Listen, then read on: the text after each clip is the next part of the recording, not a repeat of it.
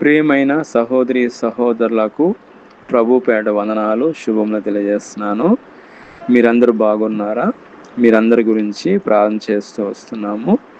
మీరు ఎవరైనా కొత్తగా ఛానల్ చూస్తున్నట్లయితే దయచేసి సబ్స్క్రైబ్ చేసుకోండి. అదేవిధంగా ఇతరులకు కూడా తెలియచేయండి. ఈరోజు మనం దేవుని వాక్యంలోంచి సమృద్ధి అయిన దీవెనలు రెఫరెన్స్ చూసుకున్నట్లయితే కీర్తన గ్రంథము 107వ కీర్తన 35వ వచనంలో ఆయన అరణ్యమును నీటి మడుగ్గా చేయను.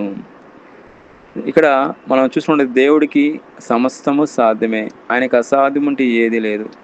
ఆయన లేని వాటిని ఉన్న వాటిగా కూడా చేయగలడు.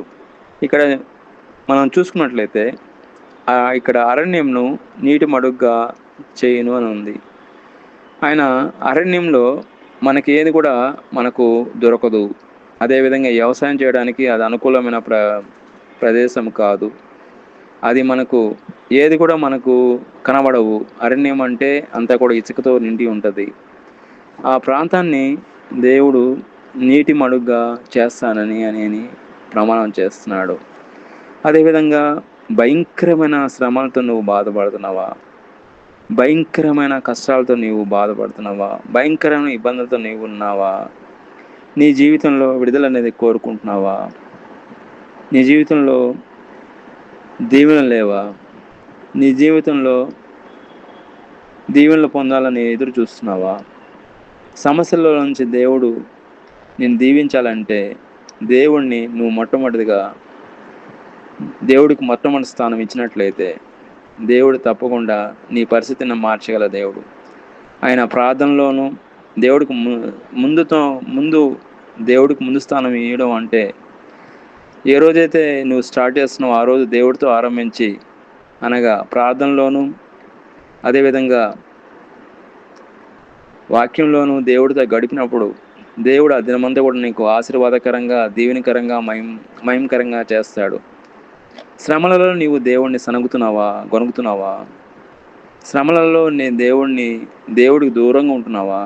అయితే నీవు దేవుడి సన్నిధిలో తగ్గించుకొని ప్రార్థన చేసినట్లయితే దేవుడు ఖచ్చితంగా నీ ప్రార్థన విని తగిన దీవెనలు తగిన సమయం దేవుని యొక్క దీవెనల వర్షం కుమ్మరిస్తాడు.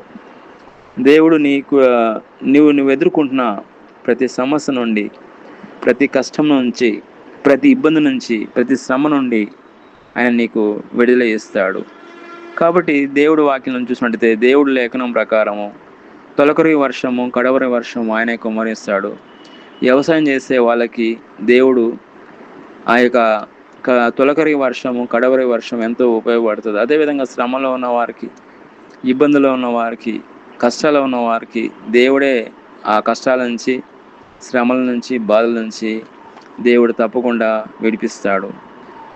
దేవుడు ఆయన బిడ్డల ఉన్నత స్థానంలో ఉండాలని ఆయన ఆశిస్తున్నాడు.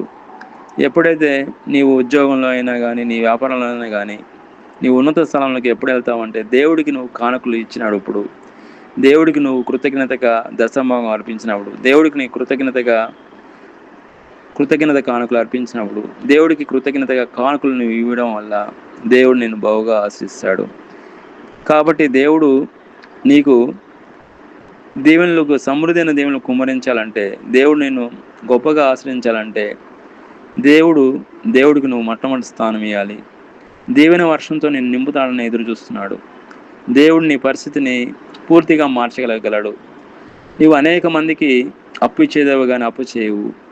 దేవుడు నిన్ను గొప్పగా ఆశ్రయించబోతున్నాడు, దీవించబోతున్నాడు.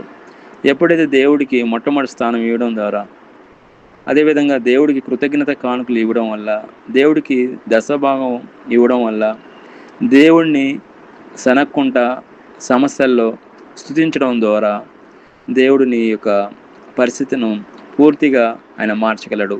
ఆయన దీవెనతో నిన్ను నింపుతాడు. దేవుడి వాక్యం దీవించిన గాక. ప్రార్థన. ప్రియమైన మా పరలోక తండ్రి, యేసుక్రీస్తు ప్రభు పరిశుద్ధ నామమును బట్టి మీ సన్నిధికి వస్తున్నాం నాయన.